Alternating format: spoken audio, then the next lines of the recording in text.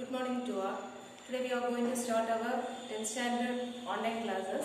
Subject, science second, that is science, biology. Today we are going to start the lesson 15 of science second, biology. Nervous system. We are going to study about the nervous system. What is nervous system? The body is controlled by all our activities will be controlled by brain. So the brain consists of different nerves and spinal cord, etc. And all these are controlled together said to be nervous system. So before that we have to know what is response and stimulus. What is stimulus? It is an environmental change that brings about, that is accepted by the receptor. Environmental changes that is accepted by the receptor and make changes, that is make us to respond to the stimulus. That is the environmental changes that is accepted by the receptor and we actually respond to that, and that is known as stimulus. Stimulus is the environmental changes that is accepted by the receptor, and to that stimulus we are responding. What is response?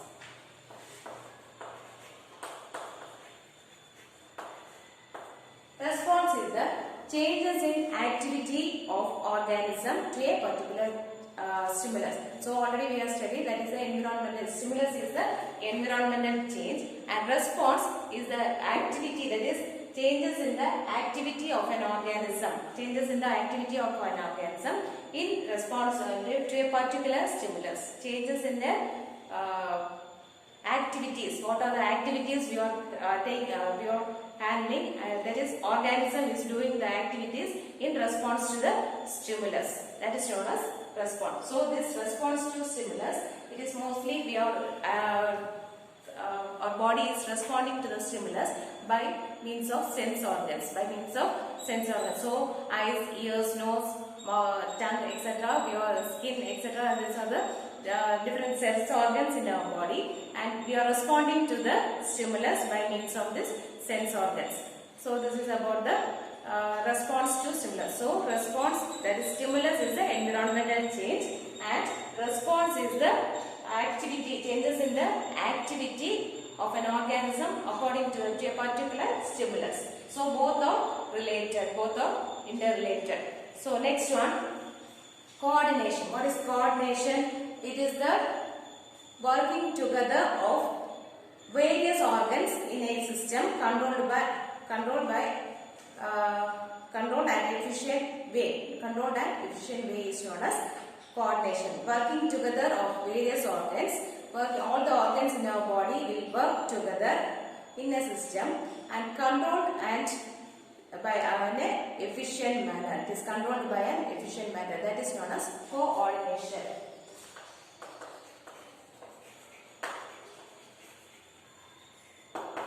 Coordination, working together of various organs, and it is controlled in an efficient way. That is known as coordination. Next one, what is homeostasis?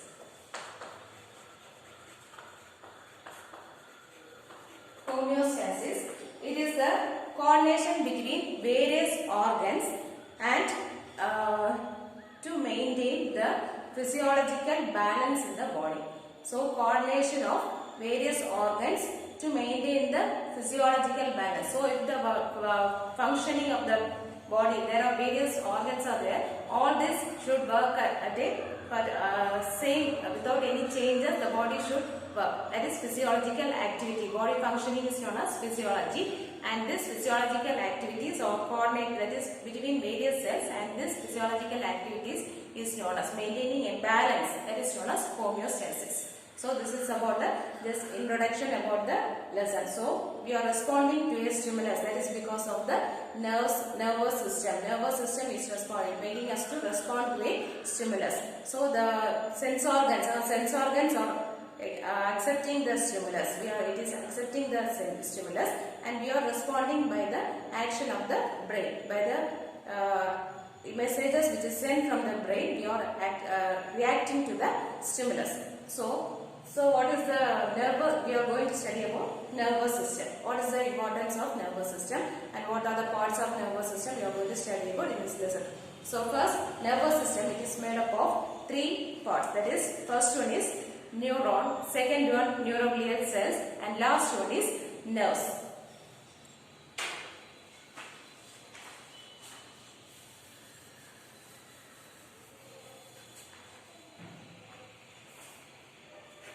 So nervous system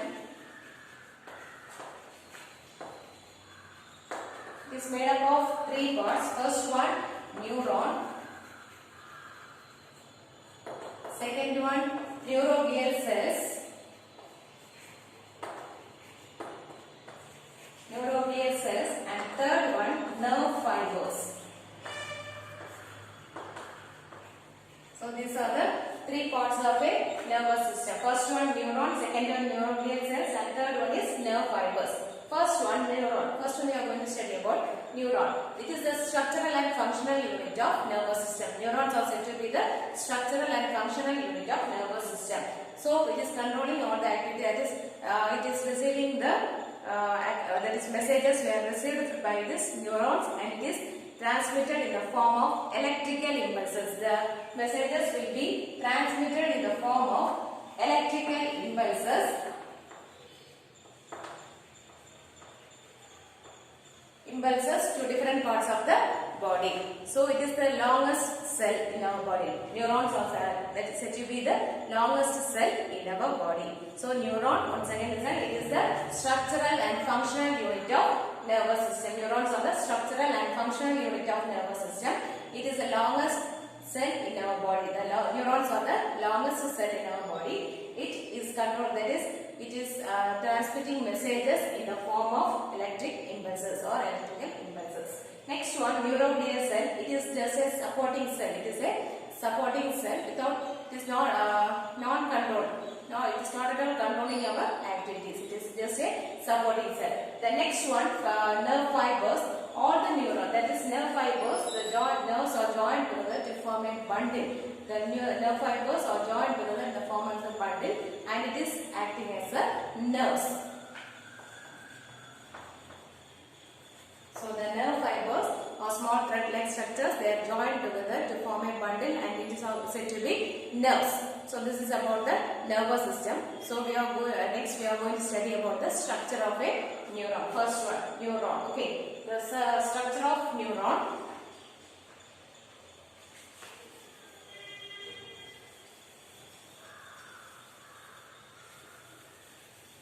Structure of neuron. So the neuron, we know that it is the structural and functional unit of nervous system. It consists of 3 parts, mainly 3 parts, that is cyton, dendrites, and axon. It consists of 3 parts mainly. First one is cyton, second one dendrites, and third one is axon. Then a small part is known as synapse. So there are 4 main parts are there. First one, cyton. Second one, dendron or dendrites.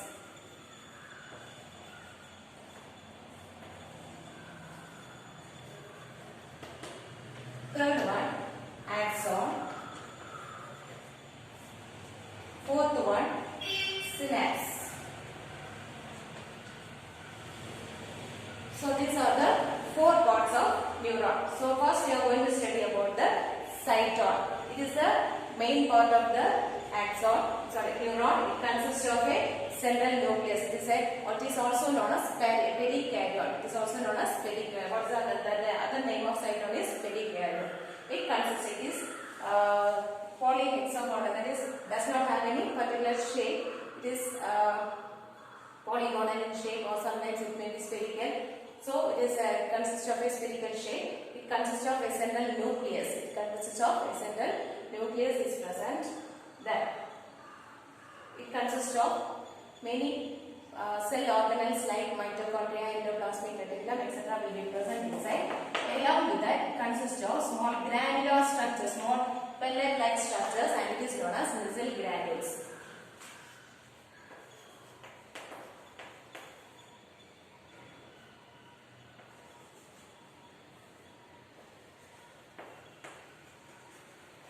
consists of small granular structures known as Nissel's granules. That it consists of small neurofibrils also. Neurofibrils will be also present in the cytosol. So once again, the cytosol is the main part of the neuron. It consists of nucleus. It consists of many endoplasm, that is cell organelles like endoplasmic reticulum, cytoplasm, mitochondria, etc. will be present in the cytoplasm. That it consists of small granular structures known as Nissel's granules. Then along with that, it consists of small fibrillar structures known as microfibrils.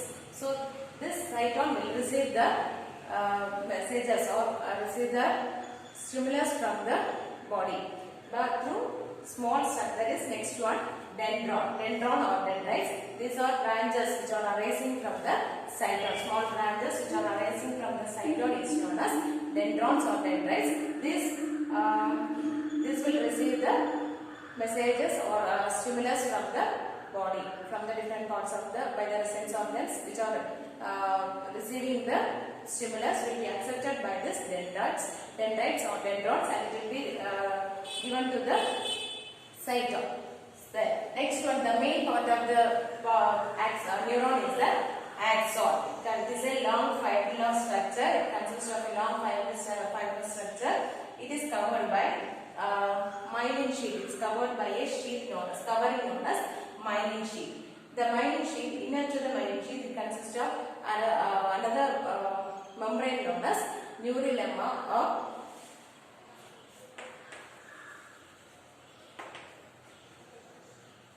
neurolemma is present. The cytoplasm is known as, the cytoplasm inside the axon is known as axoplasm. The cytoplasm is known as axoplasm. So once again, the axon, it is the longest long fiber-like structure arising from the cytosol. It is covered by myelin sheath. It is covered by a sheath known as myelin sheath, and it is made up of Schwann cells. Then next to the myelin sheath, a small layer is present, and it is known as neurolemma. The cytoplasm is known as axoplasm. The cytoplasm of axon is known as axoplasm.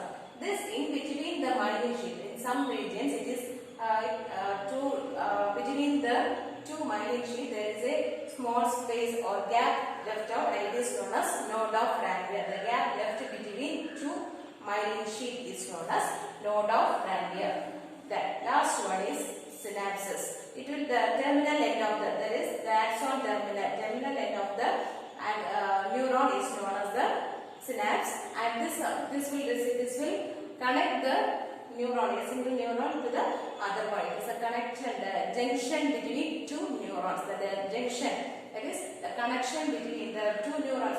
These neurons will be connected from one part to the other part. So the connection between the two neurons, or the junction between the two neurons is adjacent neuron, is said to be synapses. So this neurons will be continuous. It is a continuous thread-like structure. This neuron will be connected to another neuron. That is, the dendron of another neuron will be connected to this terminal end. That region, the connected region, is known as synapses. Connecting region. It is a bulb-like structure, and connecting region forms a bulb-like structure known as synaptic node.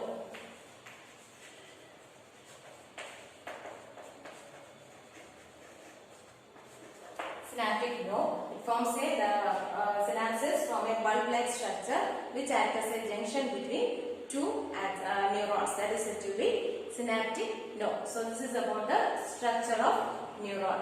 So once again, it consists of how many parts? 3 parts are there: cytosol, dendron or dendrites, axon, and synapses. 4 parts. Finally, 4 parts. The cytosol, it is the main part. It consists of different cell organelles. The granules like granular structures known as Nissel's granules. Next one, dendrons or dendrites. It is a branch structure arising from the walls of the cytosol, which will receive the impulses from the body sense organs.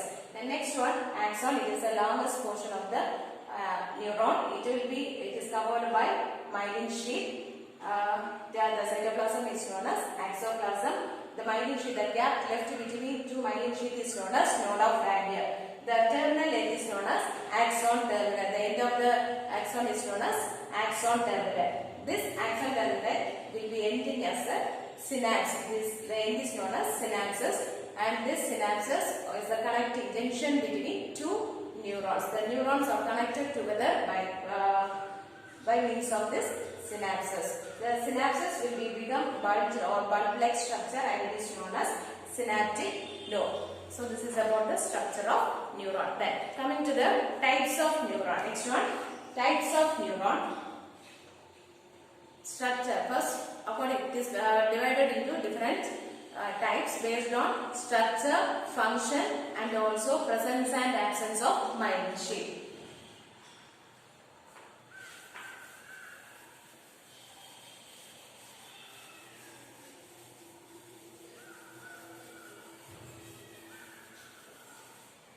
So based on the presence different function, that is maybe structure, function, and also presence and absence of myelin sheath, the neurons are divided into different types. First one, based on the structure.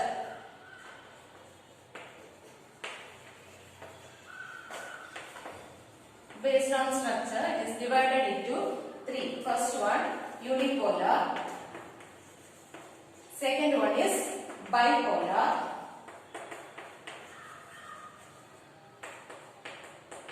Third one is multipolar.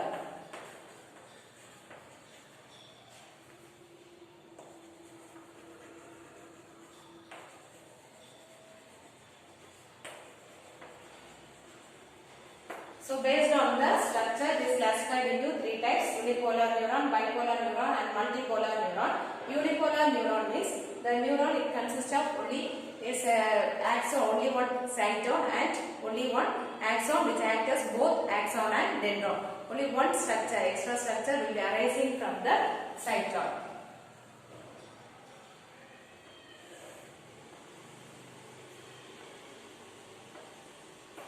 This is cyton, and a structure which is arising from the cyton. This will act as both axon and dendrites. Okay. So there is no separate dendrites. Only one structure, that is growth legs.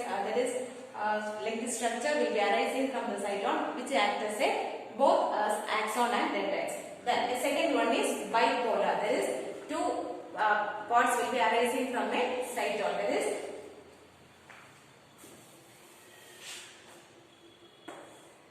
one edge will be acting as two. This is cyton.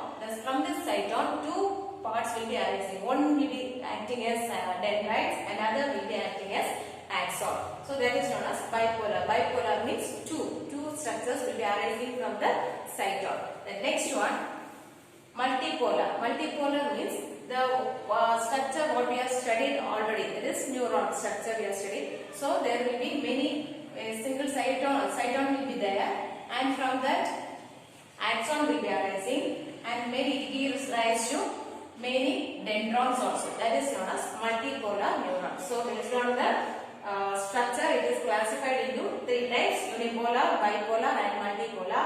Uni means one, it gives rise to a single structure. Bipolar means it gives rise to two structures. One will act as axon and the other will act as the dendron. Multipolar neurons, that is neuron, structure of neuron. It gives rise to axon, and many dendron branches will be arising from the many dendrons and axons will be arising from the cyton. This is said to be multipolar neurons. The next one, based on function. Based on function, it is classified into sensory neurons,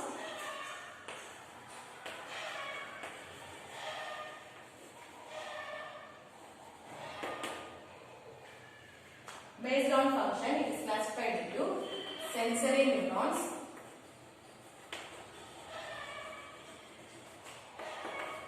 second one, motor neurons, and third one, association neurons.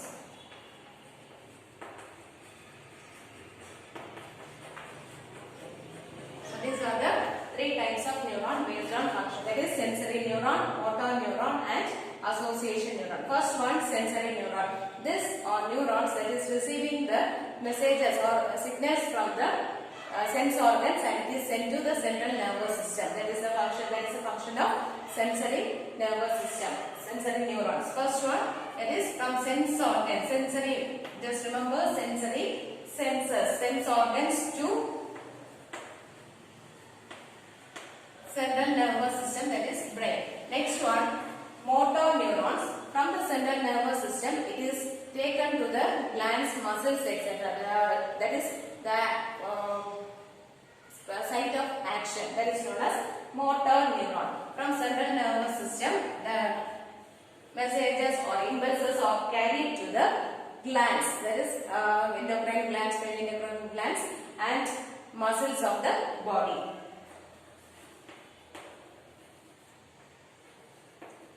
Glands and muscles of the body. The association neuron. Here the impulses are carried from sensory neuron to the motor neuron. That is known as association. That is sensory neurons. From sensory neurons to motor neurons, the impulses are transmitted or passed on. These are the different types of neurons based on the function.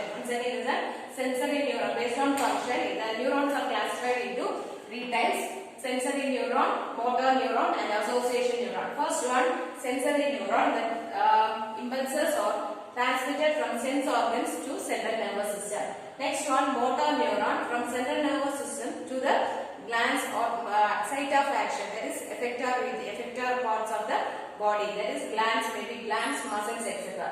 The next one, association neuron. Here the messages or impulses are transmitted from sensory to motor regions. Motor neuron. That is known as the association neuron. So this is about the based on the function. Next one, based on the presence and absence of myelin sheath.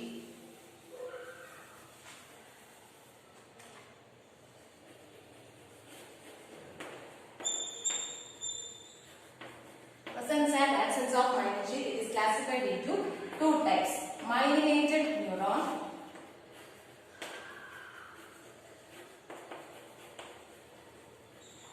and second one is non-myelinated neuron.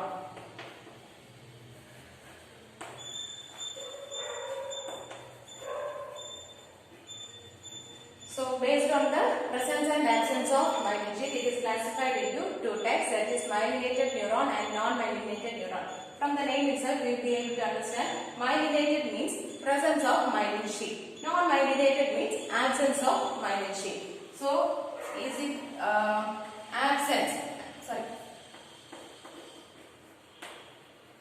presence of myelin sheath. Here myelin sheath are absent. So this is about the classification of axon based on the presence of myelin sheath. The next one, transmission of nerve impulses.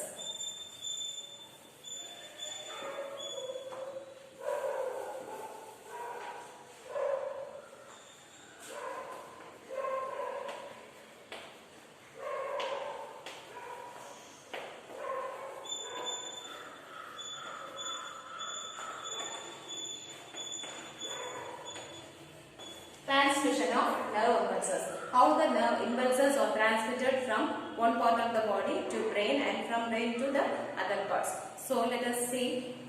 First, we know that we have the sense organs in our body. Nose, that is we used to smell with our nose, tongue, taste, eyes to see, ears to hear, etc. So touch, skin is used for touching. So these are the sense organs. You know that sense organs. So first, during the transmission of impulses, the sense organs first receive the impulses. First receiving body part is the sense organs.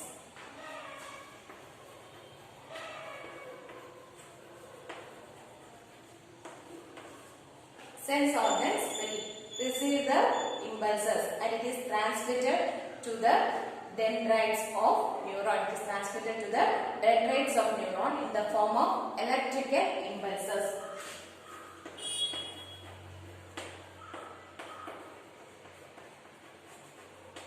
electrical impulses.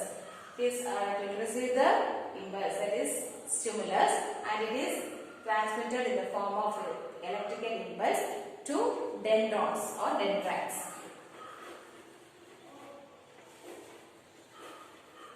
Then from dendrites to cytone. Dendrites to cytone, and from cytone to axon. Axon to synapse.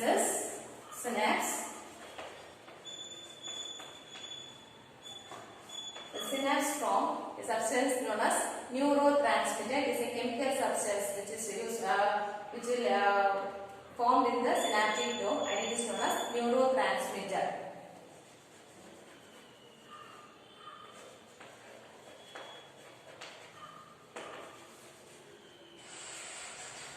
So first the body will receive the stimulus by the help of sense organs.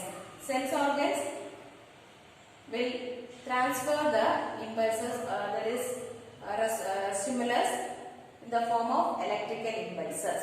These electrical impulses will be transferred, will be sent to the dendrites in the form of electrical impulses. We are sending the stimulus, that is to the dendrites. From dendrites it is passed on to the cytone, then cytone to axon, and axon to synapses. In synapses it will produce a chemical substance that is known as neurotransmitter, and this neurotransmitter will be will be sent to the next adjacent neuron of the body. So you know that neurons are connected in a linear manner. And this from when you are transferring, that is from our hand, it will be transported to the brain, and it is through the connection. There is a connection between the neurons, and it is known as synapses. Through synapses, it will produce a chemical substance known as neurotransmitter, and through this neurotransmitter, the electrical impulses will be transferred to the next neuron. So a continuous line of messages will be sent to the brain, and we will be acting according to the message which is sent from the brain to the part of the body. If you are touching, if you are touching a hot body, what will do? We just take our hand from the object, isn't it? So this our tip of the fingers will be having the dendrites, and this dendrites through different axons, it will be, or neurons, it will be sent back to the brain, and the brain will either message that just take off your hand from this hot object. So we are taking it off, isn't it? So this is a continuous, that is a sudden sudden reaction that is taking place, that is known as response to stimulus. So it is through the neurons it is happening. So next one, neurotransmitter. We are going to study about the neurotransmitter. Already I told the synapses.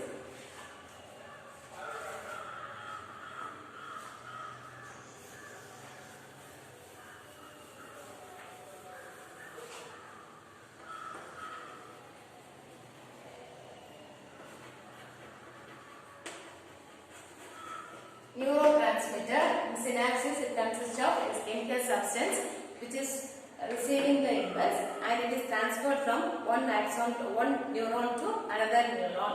It is it's a chemical substance that is secreted by the synapses. This is our main neurotransmitter is acetylcholine. Acetylcholine is the neurotransmitter which is produced in our body. So next one, brain. You are going to study about the human nervous system. That is human nervous system.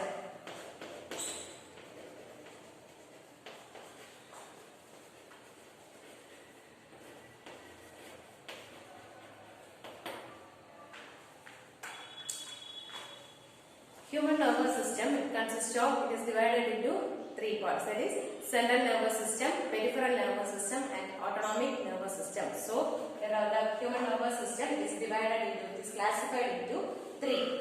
First one, central nervous system. central nervous system. Second one, peripheral nervous system.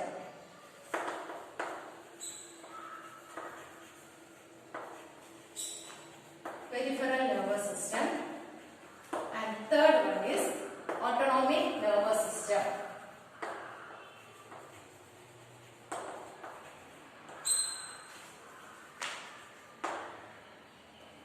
So these are the three different nervous systems in our human body: central nervous system, peripheral nervous system, and autonomic nervous system. First, we are going to study about the central nervous system.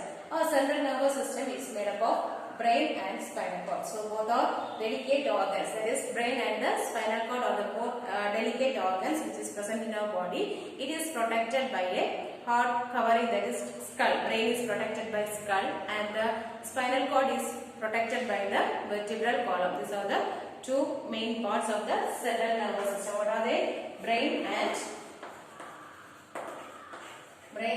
spinal cord. Brain is protected by the skull. Both are the most delicate part of our body, and this brain is protected from damage. That is protected by a cord covering known as skull, and the spinal cord is covered. That is protected by vertebral column.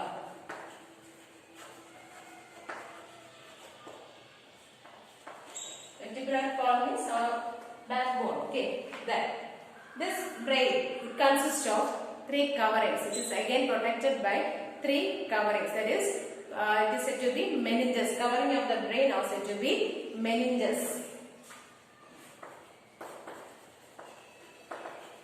Protected by a covering known as meninges, and this meninges it is classified into three types: dura mater,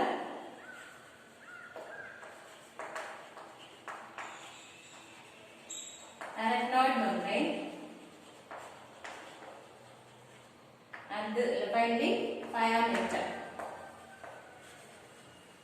So these are the three meninges, that is dura mater, arachnoid membrane, and pia mater.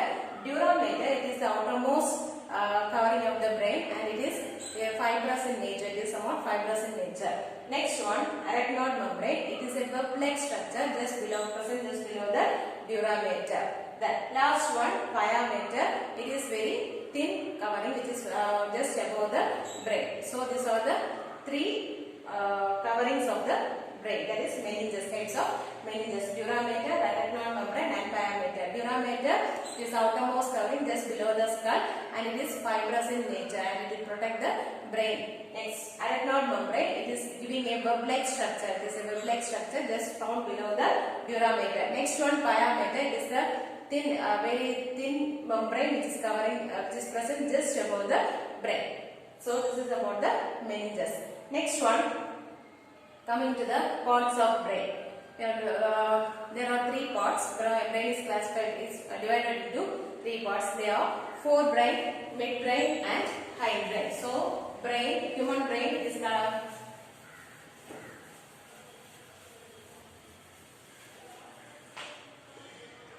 brain is divided into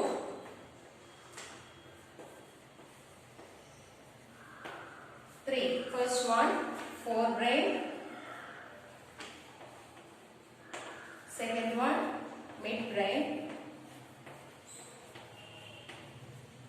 Third one, hindbrain.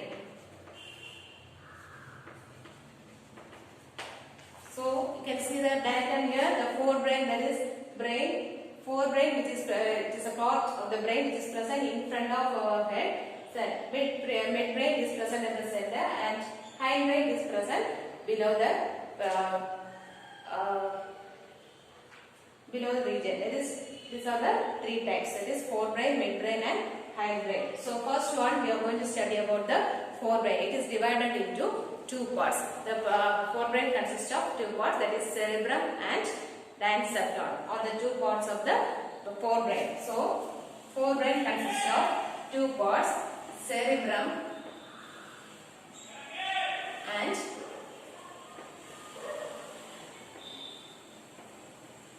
diencephalon. cerebrum and diencephalon. This diencephalon is again divided, can be classified into two, that is thalamus and hypothalamus. The diencephalon can be divided into two parts, that is thalamus and hypothalamus. Once again, brain, it is classified into three parts: forebrain, midbrain and hindbrain. Forebrain, when you are studying about forebrain, it is divided into two parts: cerebrum and diencephalon. This diencephalon is divided into two parts, that is thalamus and hypothalamus. First one, we are going to study about cerebrum.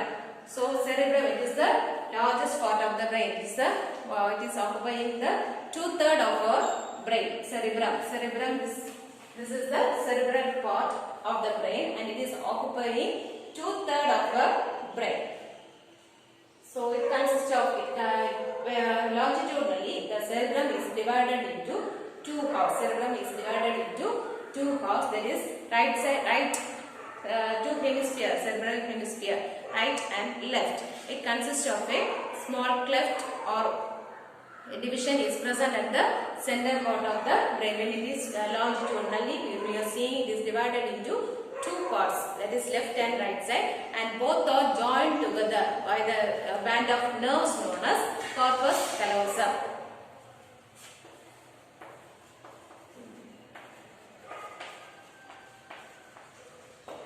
So the two half of the brain, they are both divided. Consist of, we can see a small cleft longitudinally, the center part, and both the halves will be joined together, will be connected together by a group of nerves or by a band of nerves known as corpus callosum. Then coming to the, it is made up of, that is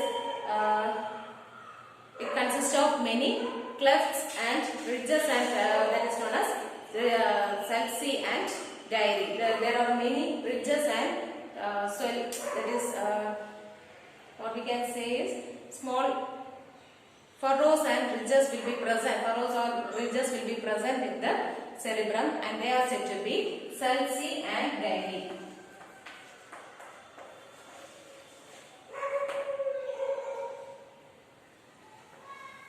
Sulci and gyri. Then coming to the functions of cerebrum. Function. What is the function? It is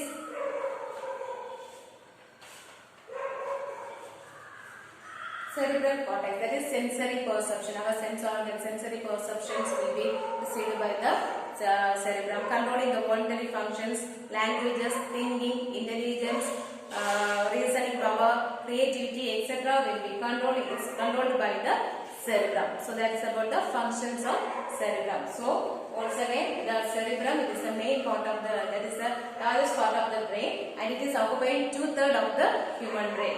It is divided into two parts, that is right cerebral hemisphere and the left one, and it is separated by a cleft, and both are joined together at the bottom by means of a band of nerve fibers known as corpus callosum.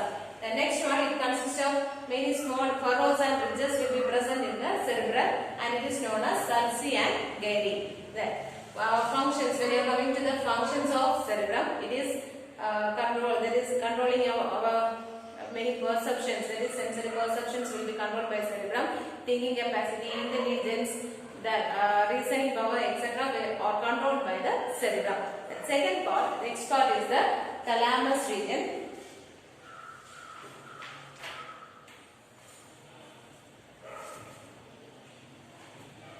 Thalamus, it is the relay center of our body. Thalamus, here it is the thalamus region. It is the relay center of our body. It is controlling, that is relaying the messages to the other parts of the body.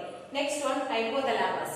Next part is, so diencephalon, already we have studied that. Diencephalon, it is classified into two parts, thalamus and hypothalamus. It is thalamus, it is present in the below the cerebrum, and it is controlling, that is, it is considered as the relay center of our body. Hypothalamus, it is controlling the voluntary activities of our body. The next one, coming to the midbrain. Midbrain consists of four small hemispherical bodies known as corpora quadrigemina. Midbrain consists of small four spherical bodies, hemispherical bodies known as corpora quadrigemina.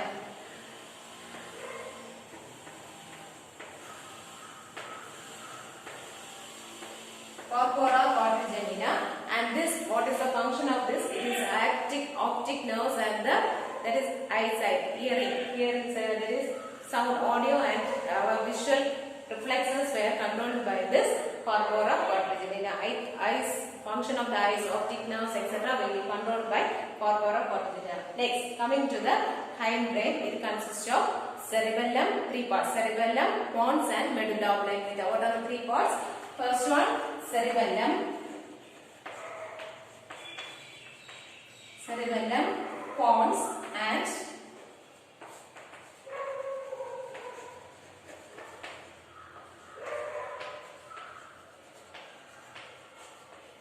medulla oblongata. These are the three parts of hindbrain: cerebellum, pons and medulla oblongata. So here you can see a small lobe structure known as cerebellum. It is just present just behind the midbrain. Just below the midbrain you can see the cerebellum. The jaw, that is next one is pons. It is the bridge between the, it acts as a bridge between and all the other parts of the brain to the spinal cord. Next one, medulla oblongata. So these are the three parts of the hindbrain, that is cerebellum, pons and medulla oblongata. Then coming to the functions of cerebellum, maintain postures and balance of our body. It maintains our posture or standing posture, whatever sitting posture, all this are controlled by the cerebellum, and also balance of our body is also controlled by cerebellum. Then coordinate voluntary muscle activity, our muscle activity, running, walking, jumping, all these are controlled by this cerebellum. So what are the activity, what are the function? It is the maintaining the postures and balance of our body, and also it is controlling the voluntary actions of our muscles. That is maybe jumping, running, walking, etc. All these are controlled by cerebellum. Then coming to pons and medulla. Pons, it is a sleep center, sleep or awake center. It is said to be pons. When we are feeling that pons, by the action of, by the functioning of the pons, we are feeling sleepy and awakeness.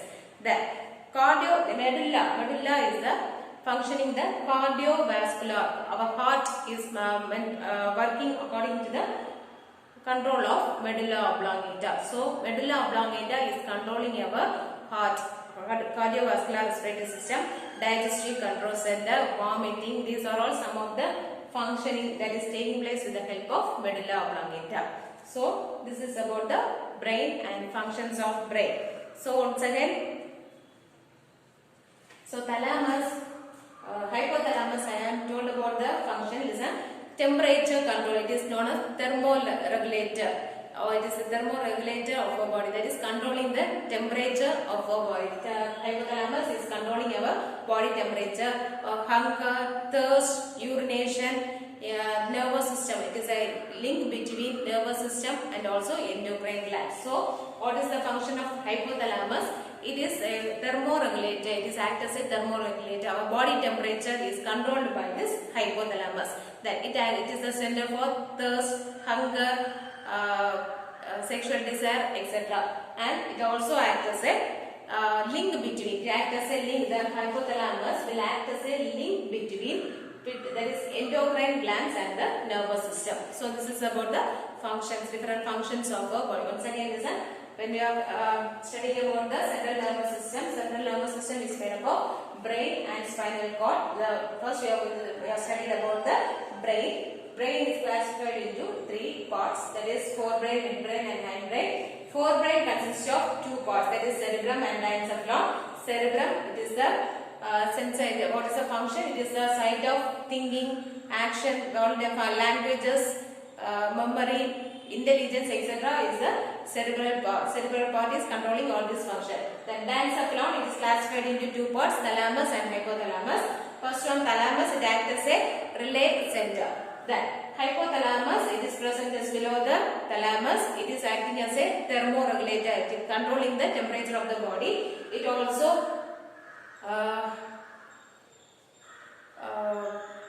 functions as a thirst, hunger, activate thirst, hunger, then urination, etc. by the done by the hypothalamus. It also acts as a link between endocrine glands and nervous system. The next one, coming to the midbrain, corpora quadrigemata. It is a four-lobed hemispherical lobe structure which is responsible for the optical and audio that is our hearing or controlled by this corpora quadrigemata. Then coming to the hindbrain, it is classified into three parts: cerebellum, pons and medulla oblongata. Cerebellum is a four-lobe structure which is present just below the midbrain. It is function, maintain the postures of the body or voluntary functions, that is running, jumping, walking, etc. are controlled by this cerebellum. Then next, pons, it acts as a bridge between hindbrain and the spinal cord. Then what is the function? It is a sleep center, sleeping hours, sleep, etc. and awakeness are controlled by this pons. Next one, medulla oblongata. It is present just below the pons. It is a connecting center between brain and spinal cord. The medulla oblongata, what is the function? It is controlling the cardiovascular activities, heartbeat or respiration, and also the that is vomiting, etc. These are all happening because of the functioning of medulla oblongata. This is about the functions and structure of brain. Next one, coming to the cerebrospinal. Next one is Next one, spinal cord. So this is about central nervous system. Brain we are completed. Next one, spinal cord.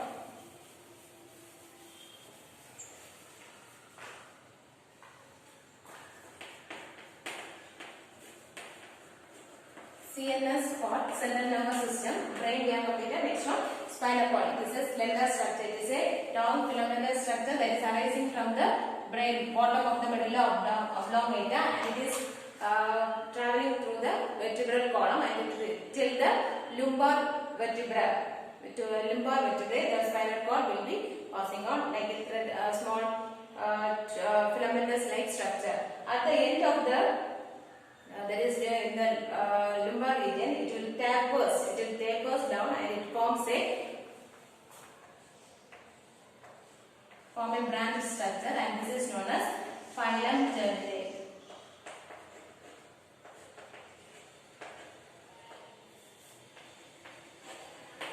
So spinal cord, from the it is a connection from the brain, medulla oblongata is connected to the spinal cord, and it is passed through our body through the vertebral column. It is covered by protected by vertebral column, and it passes on to the lumbar vertebral region of the body, and at the end of this it forms a tapered structure which is branched like a somewhat like cord's tail like structure will be formed at the tip of the spinal cord, and this is known as phylum terminal. Then, so since it is in the form of a cord's tail, it can be also said as cauda.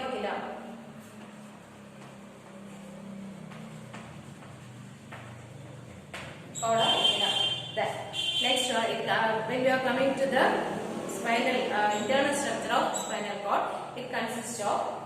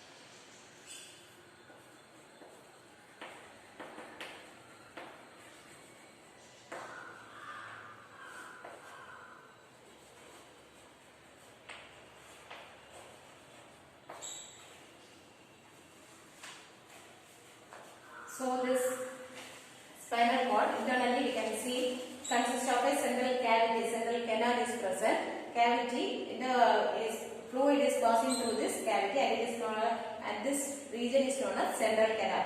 The gray matter of the spinal cord is H shape. What is the shape? That is in the form of, when you are seeing, you can see the gray matter is in the form of a H shape, and white matter will be surrounding the H shaped structure. Then it consists of bundle of fibers pass into the posterior horn. It consists of a posterior horn and anterior horn. Posterior and anterior horn. Then posterior horn, it consists of a bundle of fibers. Bundle of fibers pass into the posterior horn, and this from the anterior horn, from the bundle of fibers will be coming up. Okay, so it consists of two parts: posterior half and posterior root and anterior root. The fibers will be passing on to the spinal cord through this posterior horn, and coming out through the anterior horn. The next one is cerebrospinal fluid. Cerebrospinal fluid, the brain and the spinal cord will be protected. Will be the space between the brain and the covering will be having a fluid-like structure. Fluid. This plasma-like structure, liquid substance known as cerebrospinal fluid.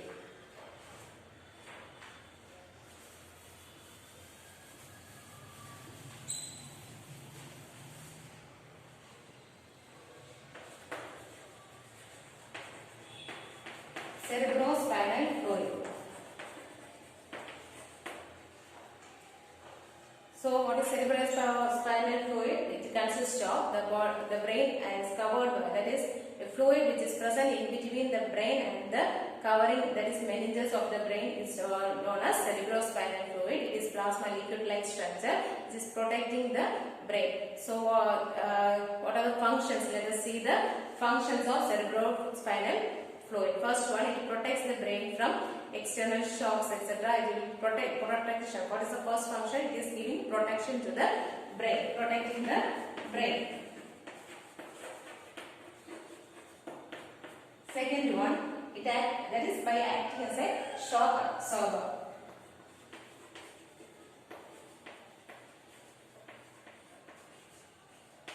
That is a shock absorber. Then it is providing nutrients to the brain and spinal cord. It is providing nutrients to brain and spinal cord. Then coming to the next function, it collects and removes the waste from the brain. So whatever the waste which is present in our brain will be collected by the cerebrospinal fluid. So collect waste from our brain. And finally, that is responsible for the maintaining constant pressure in the cranium. It is responsible for maintaining constant pressure in the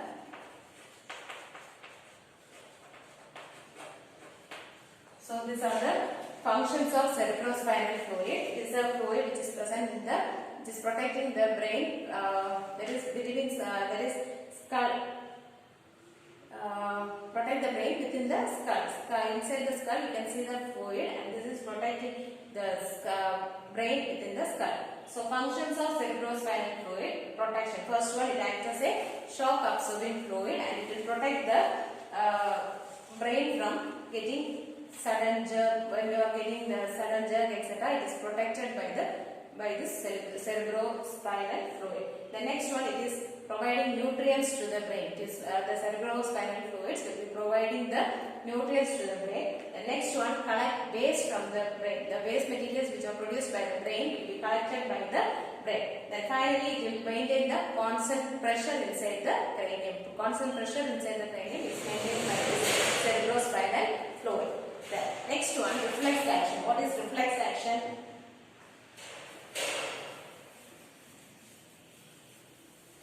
Reflex action means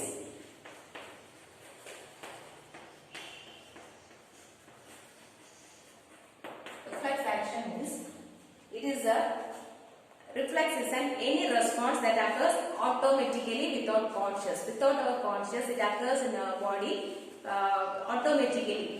Without our knowledge, it is happening. So when you have that is, you can say that blinking of our eyes, when the dust is falling on your, just falls on your eyes, you just blink. Or when you are pricking your hand with a needle. You just take off the hand from that object, isn't it? So these are all sudden response that is occurring immediately without our consciousness. So once again, reflex action, it is a action, any response that occurs automatically without consciousness. It is any response. It is a response that occurs automatically without any consciousness. So it is classified into two types. The reflex action, it is classified into two types. That is simple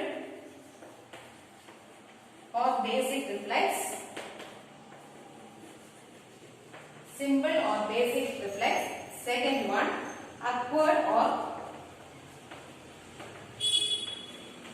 conditioned reflex. So this reflex action is classified into two types, that is simple or basic reflexes, upward or conditioned reflexes. First one, simple reflex. What is simple reflex? So that is we are not learning this by practice. We are not that is what we can say is sudden, that is sudden without our consciousness. What are the actions, reflex actions happening in our body? It is said to be simple or basic reflexes. So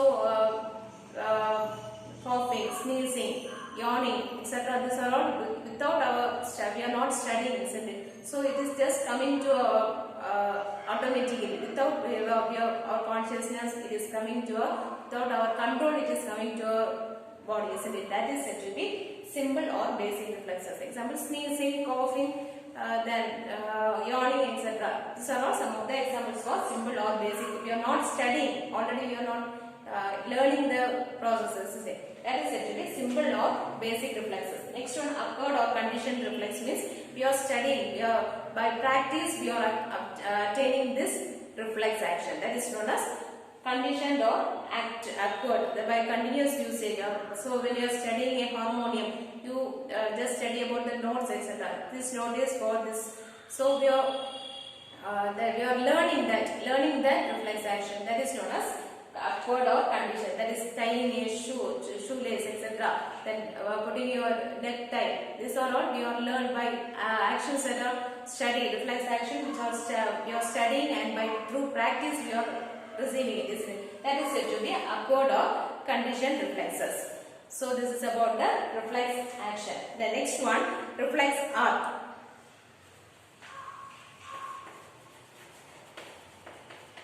Reflex arc is a pathway taken by nerve impulses. It is a pathway taken by the nerve impulse through our body. It is known as reflex arc. Pathway taken by nerve impulses.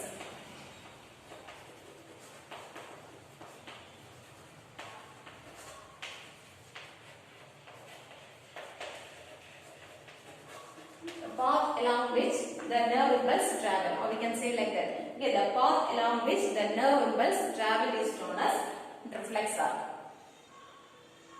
So when we are, for example, when we are touching a hot pan is there.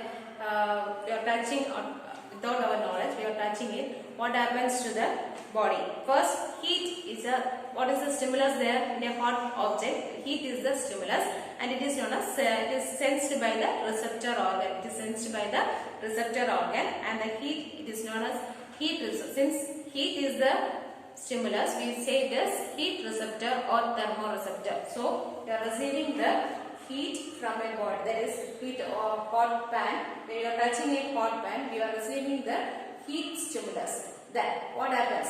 The stimulus, the sensor, it is taken to the sensory, taken by the sensor, that is by touch, isn't it? Touch, the sensory neurons will be sensing the heat, and it is transported to the that is passed on to the spinal cord. It is transferred to the spinal cord. From spinal cord, it is transferred to it will reach the spinal cord, and it will initiate the motor neurons, and it will send the message through motor neurons to remove the hand or remove the arms from the hot object. So what happens? The motor neurons will send the message to the arms, to our hands, to take on the hand. So what happens? The muscles in our hand will be contracted and suddenly we are taking our hand from the hot object. So once again listen what is reflex act. That is pathway along which the impulses travel is known as reflex act. When you are touching, for example, when you are touching a hot object, hot pan, heat is the impulse or stimulus. Heat is the stimulus, and this heat, so body is receiving the heat and it is received by the skin, and that is sensory organ, and it is known as heat thermoreceptor or heat receptor. Thermoreceptor. Then from thermoreceptor it is passed on, that is from the sense organs, that is by sense organs.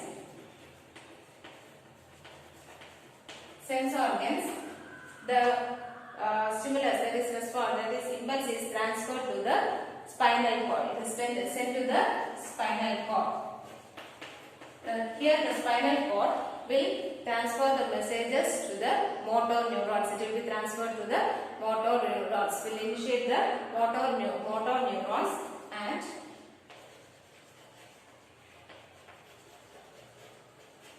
motor neurons will send the message to the muscles in the arm. Muscles will be activated.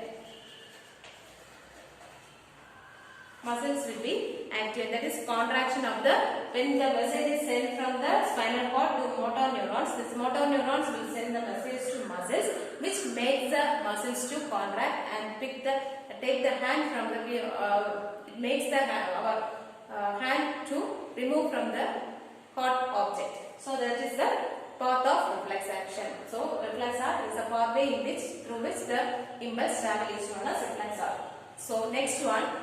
So we have completed the central nervous system. Next one, peripheral nervous system. Peripheral nervous system is the nerves which are arising from brain and the spinal cord are coming under the peripheral nervous system. So peripheral nervous system refers to the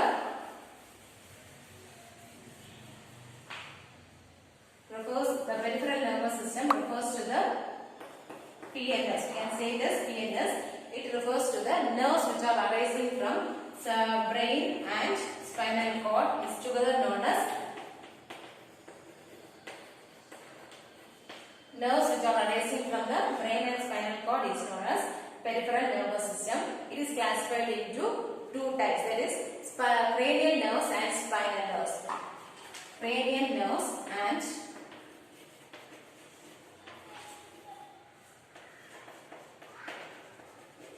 spinal nerves. So,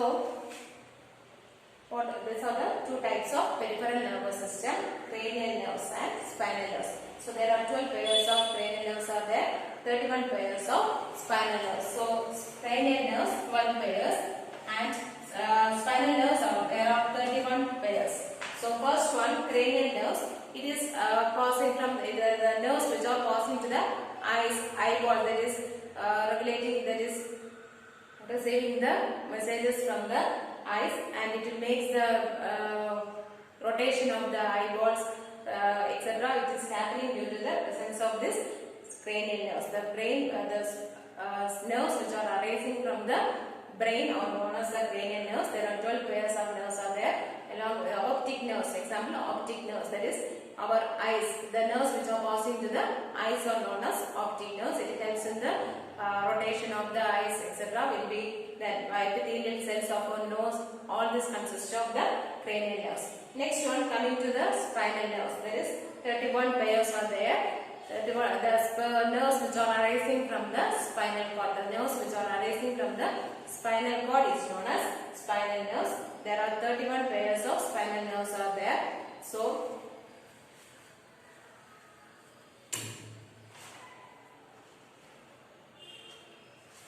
it is divided into two, dorsal sensory root and ventral motor root.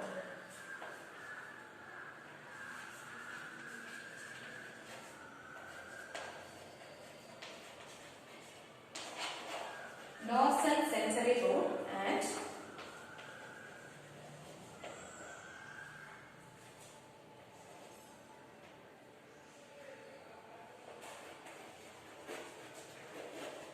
ventral motor root.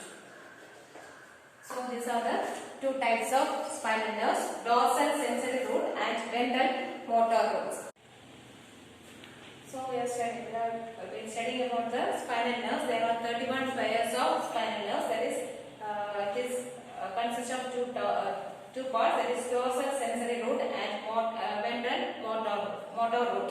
So what is the function? That is, it will carry impulses. The dorsal sensory root will carry impulses towards the spinal cord, and ventral motor root will carry the impulses away from the spinal cord. So these are the functions of spinal nerves. The next one. So this is about the peripheral nervous system. It consists of brain, that is nerves which are arising from brain and spinal cord. That is the cranial nerves and spinal nerves. There are 12 pairs of spinal nerves. Cranial nerves are present. It is sending the messages to the eyes, ears, etc. It is sending the messages. That it will make us to make the rotation of the eyeballs. What's the function? That is making the rotation of the eyeballs. Tear formation of the tear glands will be activated by this cranial nerves. The next one, spinal nerves. There are 31 pairs of spinal nerves are present. It is classified into dorsal sensory root and ventral motor root. So dorsal sensory root will carry the impulses towards the spinal cord. It will carry the impulses to the spinal cord, and this ventral motor root will carry the impulses away from the spinal cord.